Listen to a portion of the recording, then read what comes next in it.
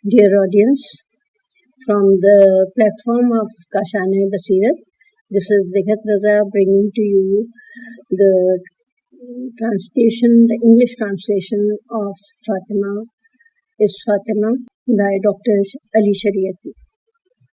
Today we are embarking upon the 10th chapter of the book. The title of the chapter is The Social Customs of Hijaz. The subtitle is also the same, The Social Customs of the Hijaz. Fatima is the fourth and the youngest daughter of the Prophet of Islam. She is the youngest daughter of the household to which no sons survived. She is a girl born into a society where both the father and the family place special value upon a son. The social order of the Arabs had passed beyond the age of the matriarch centuries before Islam. During the age of ignorance, prior to the mission of the Prophet, the Arabs had established the age of patriarch. Their gods had become masculine, whereas their idols and their angels were feminine, that is, daughters of the great God, Allah. The tribes were governed by white beards, and the family was ruled by the grandfathers. Essentially, their religion was a kind of ancestor worship. They adhered to whatever beliefs and practices their fathers had had. It was against the religion of ancestral fathers that the great prophets mentioned in the Quran revolt. When confronted with the revolt against ancestor worship and the myths which sought out their first fathers, the tribes stood for the preservation of the masculine traditions. It was a kind of inherited, imitative worship based upon the principle of father worship. The prophets bring a revolutionary message. Then try to awaken a thought based on the principle of worshipping God.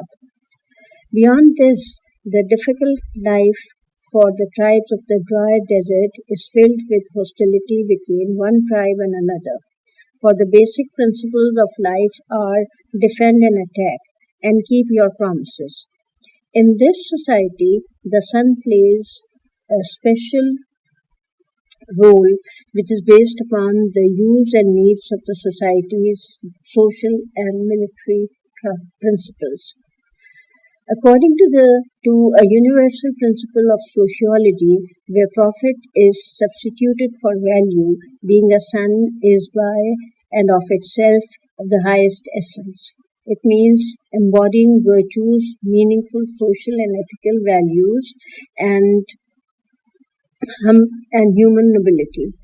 For this very reason, being a girl or having daughters is humbling.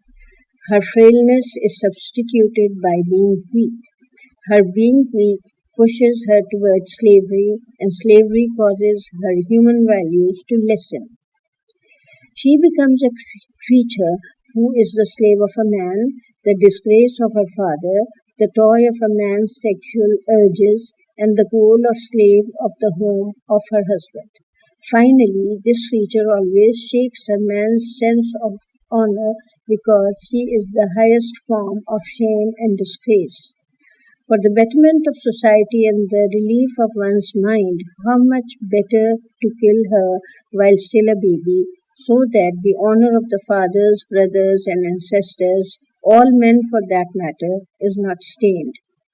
As Ferdowsi tells us in the Shahnama, and the translation of the verses from Ferdowsi is, it is better to bury women and dragons in the earth. The world will be better off if cleansed of their existence. An Arab poet tells that if a father has a daughter he wants to remain, whenever he thinks of her future, he would think about three different son-in-laws. 1. The house which will hide her. 2. The husband who will keep her. and 3, the grave which will cover her. And the last one, the grave is the best. The idiom which refers to the grave as being the best son-in-law has existed in the language of the wealthiest and the most honorable men. All of the indigenous and honorable fathers and brothers who are bound to place emphasis upon their family, father and male ancestors, all of those who understand the ideals of name and honor are ready for and live in anticipation of dying so that they can seek the hand of their sister or daughter in marriage. The bride and the frightening groom are united either by their own hands or the best possible son-in-law is chosen for the bride. A poet reminds his daughters of the most beloved of son-in-laws. The most beloved son-in-law is the grave. This is that very same person that says women and dragons are both better to be covered by the earth, because if it means of exchange of covering the girls with earth in a way of preserving honor. This is why the Quran is in the strongest terms warns of the dangers of this frightening highest honor when it says, and I quote, He hides himself from the people of the evil for the tidings given. Should he keep her with disgrace or bury her alive in the dust? Behold, an evil is what they decide. And this is the quotation from the Holy Quran, 6th Surah and 59th Ayat. The sensitive point which a contemporary Islamic writer has found in the Quran is that the tragedy essentially has economic roots because of the society's fear of poverty which was prevalent in the Arab age of ignorance. The principal belief, which most of the sociologists today accept and confirm, is the nobility in having a son and the disgrace and baseness in having a daughter. This ethical and spiritually based belief, this feeling and sensibility stems from the discussion of spiritual values about honor, integrity, dignity, respect, and the virtue of man and woman or soil and daughter. Girls have been buried alive because of the fear that they may bring dishonor in the future by marrying an unsuitable husband, or they fear falling into the hands of an enemy during a war and then becoming slaves in a strange land. All of these are secondary phenomena, or as they say, they are the apparent facts which result from transformed realities which have taken a new form, but the basic reason is an economic one. As we previously indicated, the tribal system, people are faced with the hundreds of life and production, in brackets, particularly in the deserts of Arabia, bracket closes, and the constant difficult relationships between the tribes. Such a life requires a strong and powerful support. Automatically, a son becomes an important factor in the economic and social situation as well as in the defense of his family or tribe. He is a necessary social element of a family or tribe. A son brings bread, but a daughter eats it. It is natural that the sexual differences cause the class differences. Men fall into the class of ruling and owning, and women fall into that of ruled and owned. The relationship between a man and a woman is like that between a landowner and a peasant. A man and a woman, as economic entities, have a different human and spiritual value placed upon them. As an economic landlord brings about a bloodline and inherited nobility for his father, for his family, as well as ethical and essential values, virtues and great generosity, the opposite is true of a peasant or woman. Poverty sends all the male gains or can gain to the four winds. This is why she should become the cause of the family losing self-respect. The possibility always exists that she will disgrace the family by marrying someone who is not at the same level as his family. Not at the same level as this family. In my opinion, this fear, which is an ethical phenomenon, is related to a clear economic factor, that is, to preserve the ownership of land and to assure the continuation of centralized wealth for the next generation of the family. In patriarchal societies, where the father dies, the oldest son inherits everything, not only the land but also the wives of his father, including his own mother. It was for this very reason that the daughters did not inherit, so that the wealth of the father would not be divided up and be distributed to other families through the daughters. This is the reason why in our old wealthy families there is still a very strong emphasis placed upon the daughter marrying within the family. They pledge an uncle's daughter to an uncle's son in heaven so that the uncle's daughter does not take her inheritance out of the family, which could be the case if she were to marry a stranger in City Hall. This is why ancient historians and modern scholars who write the history of the religion have different explanations for the burying alive of the female children in the age of ignorance, beginning with the fear of shame, disgrace, scorn, prejudice, and fear of marriage with an unsuitable person, or scorn, as some of the scholars say, in primitive religion, girls were sacrificed for gods. But the Quran most strictly and clearly says that the fear was the fear of poverty. In other words, it was an economic factor. The other explanation are just words. In my opinion, this clear interpretation and description is not only to express scientifically the reason for these murders, but also to emphatically disgrace and degrade people who talk about the ethical, chaste, and noble responsibility a tribe had in burying newborn females alive. Their crude, cruel action resulted from their baseness, vileness, fear of poverty, and love of wealth. It was a direct result of their fear and weakness, their drawings of the curtains of deception to hide their deed by trying to explain it with the noble words of honor, integrity, chastity, respect. The Quran emphasizes, and I quote, "Do not hill them from," it's a misprint, "do not kill them from the fear of poverty, for we will provide for you and your children." The quotation is ayat number 6, surah number 6, ayat number 151. It expresses the main reason for the tragedy.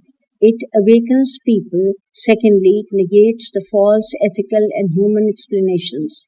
It directly and straightforwardly says that this practice is neither ethical nor noble, but rather 100% economical. It stems from greed and wealth, from weakness and fear. Before this, the public was not aware of their real feelings. Other than the deprived class, the majority of the people believed it to be a reaction of the public conscience.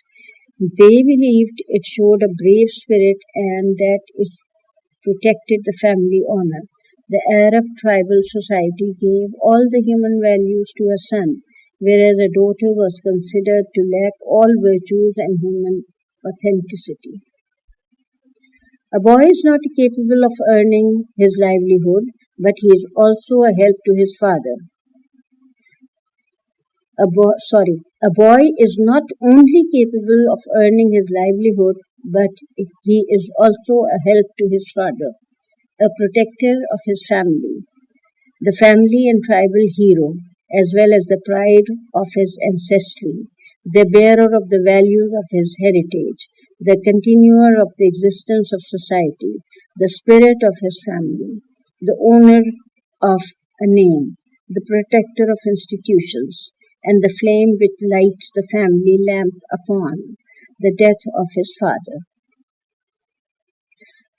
A daughter is an element within the family, a living piece of furniture. After she marries, her personality dissolves in a stranger's house. She becomes the furniture in another house where she cannot even retain her family name. Her children belong to a stranger. They carry his name and are inheritors of a heritage, both of which are strange. A boy has the material power of economic capital. He aids society and assists the patriarchal system. He decorates life. He has prestige, fame, value, and spiritual credit. He supports the authenticity of the family.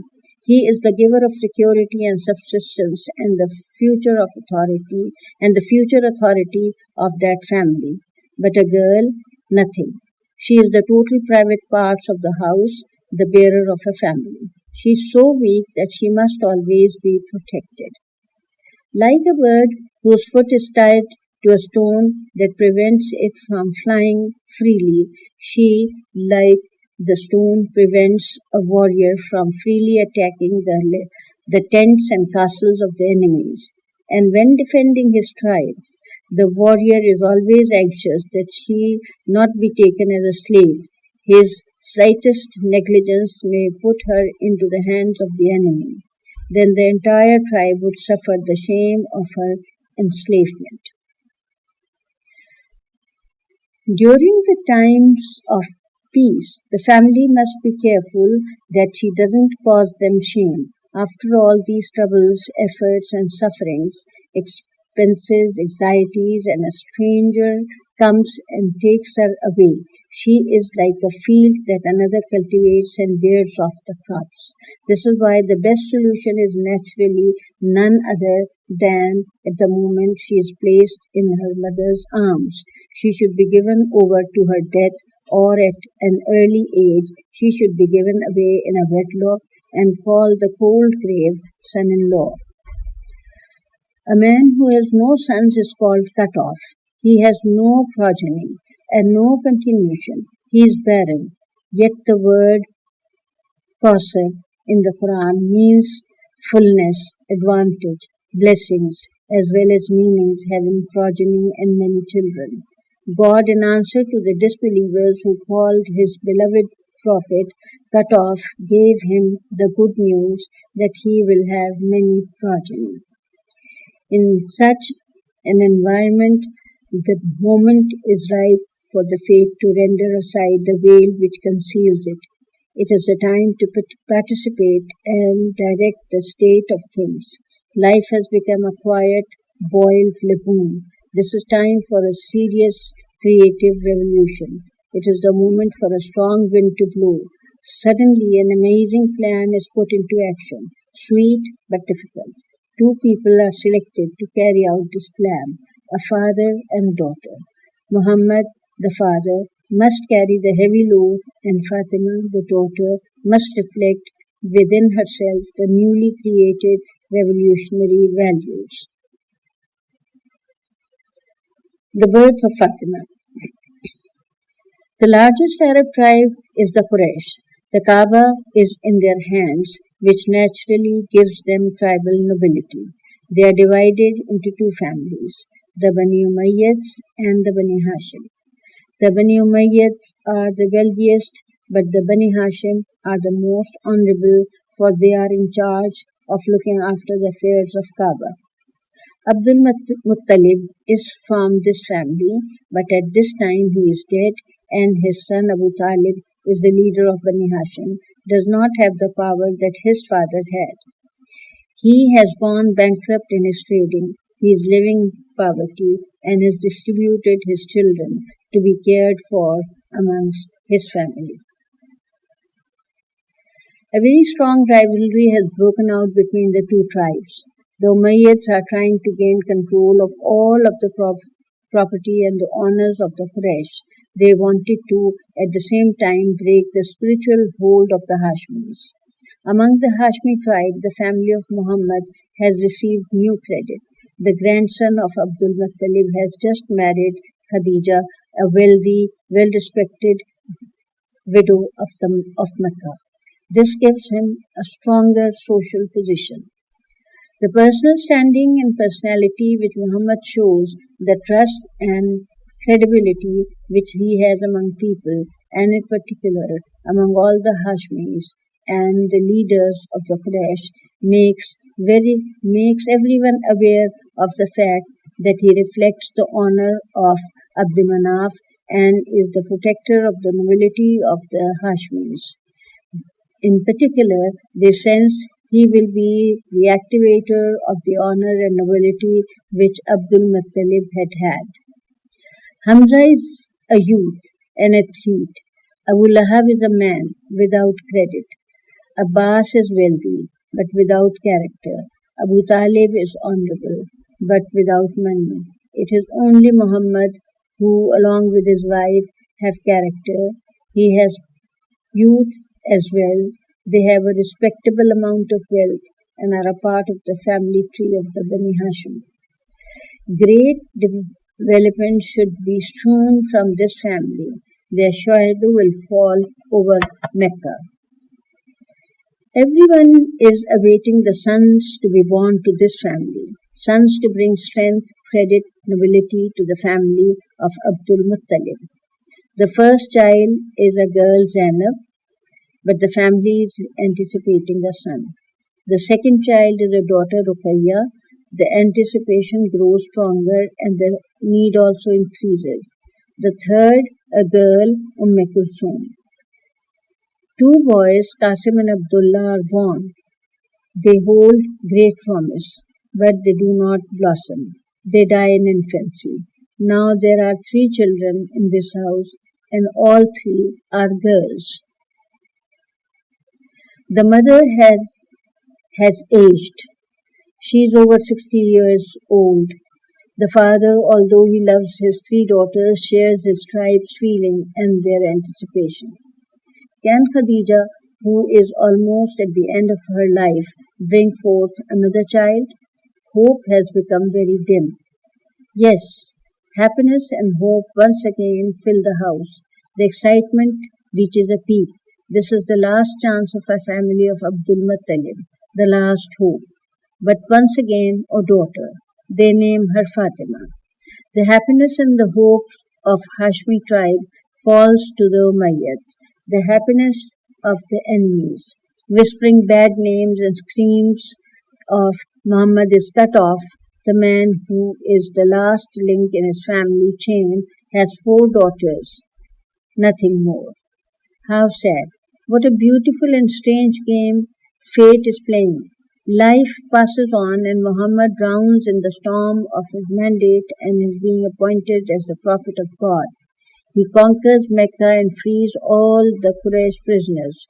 All of the tribes are under his leadership, and his shadow is thrown throughout the whole of the Arabian Peninsula. His sword crushes the faces of the emperors of the world. His song rings through the heavens and the earth. In one hand, strength, and in the other, prophecy. The honors which would never again enter the heads of the Umayyads, the Hashmi tribe, or all of the Arabs and non-Arabs. And now, Muhammad is the prophet. In the city filled with the most significant waves of happiness, he has the power and greatness which a human being could never conceive of. A tree which does not grow from Abd Manaf, nor Hashmi, nor Abdul Muttalib, but rather grows from a light under a mountain, Hira. It extends from one end of the desert to the other, from horizon to horizon of the earth, till the end of the time it encompasses and will continue to encompass of the future until the end of the history. And this man has 4 daughters. But no, 3 of them died before he did, and now he has only one child, a daughter, the youngest, Fatima.